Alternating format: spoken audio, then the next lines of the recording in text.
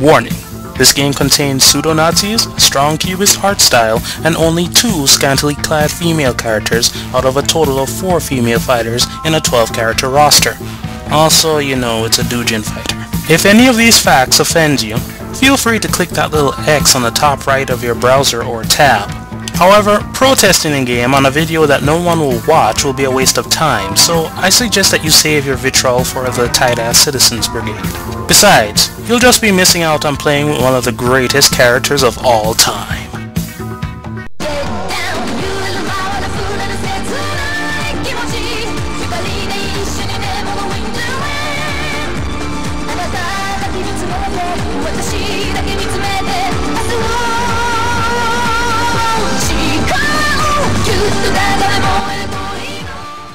This, ladies and gentlemen, is Akatsuki Blitzkampf.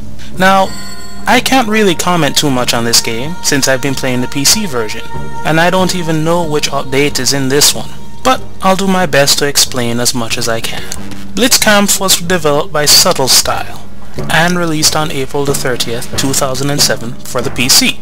It's the sequel to an earlier game from the same developers, Akatsuki Ichigo. But whereas the earlier game was a bit more focused on juggling, Blitzkampf sticks to a more fundamental approach while retaining enough gameplay mechanics to maintain a strong level of depth and provide focused action. Solid combos are the name of the game here, and ground level tactics can be used in and of themselves, rather than acting solely as setups for sky-high triple-digit launcher combos. The controls are simple, and consist of the usual 9-position joystick setup and 3 buttons. The A button is used for light attacks, the B button is for medium attacks, and the C button is for strong attacks. A and B are used to grab opponents or to break an opponent's grab attempt. B and C is used for the reflect command, which is best described as a parry with recovery time, and to activate super moves. And ABC is the universal input for level 3 supers. Special and super moves use the standard quarter circle and charge movements, along with double taps, downwards, and sequential moves. Pressing a button just before you fall allows you to tech roll.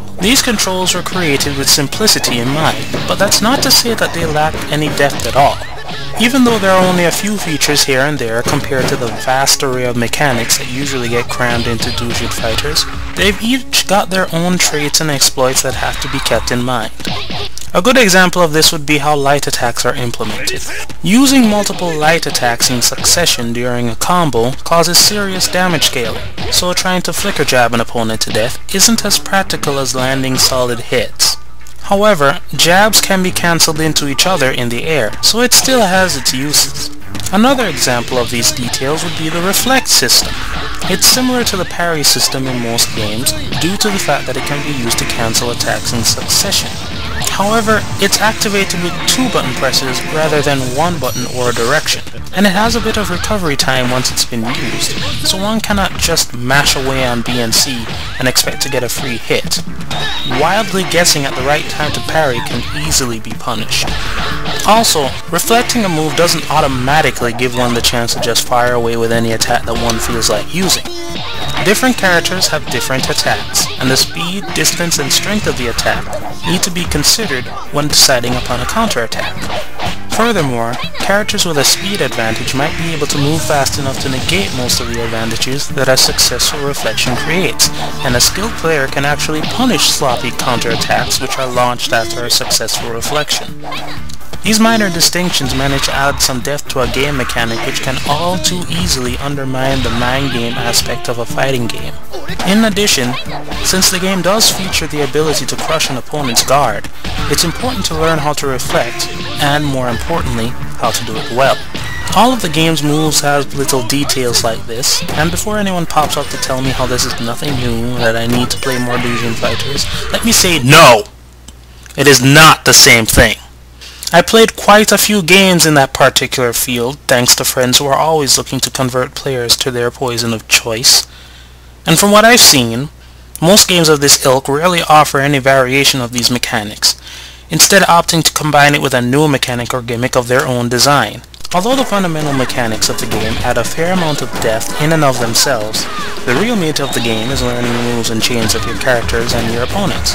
Granted, this is the case in most fighting games, but it has added importance in this one due to the fact that characters not only have their own special and super moves, but their own normal and command moves as well, each with their own separate properties and uses. Unlike a lot of illusion games which share common chains between characters, Blitzkampf's characters have unique chains which require a fair bit of experimentation to fully peg down, or at least a little bit more memorization for different situations than the average combo list requires. Although some characters do have ridiculously high combo potential, winning in Blitzkampf usually revolves around setting traps, reading and training one's opponent and then punishing their mistakes while avoiding making any of one's own, rather than relying solely on a character's strengths. Graphically, the game is a bit of a mashup. The sprites for each character are serviceable, but because most of them share the same color palette, they don't really stand out that well.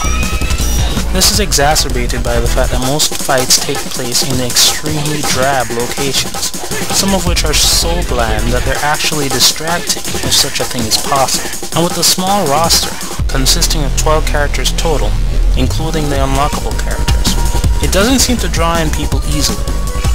Granted, each character has their own style of play, but most people don't seem to care about stuff like that, so that's a moot point. And since the idea of having less than 10 female combatants at any given time tends to make some people physically ill, well, it can be a hard sell for fans of the game who want to introduce it to others. But people do love multiple game modes, and Blitzkampf has those in spades. Tag team matches, crazy arcade modes, and even Sugoroku.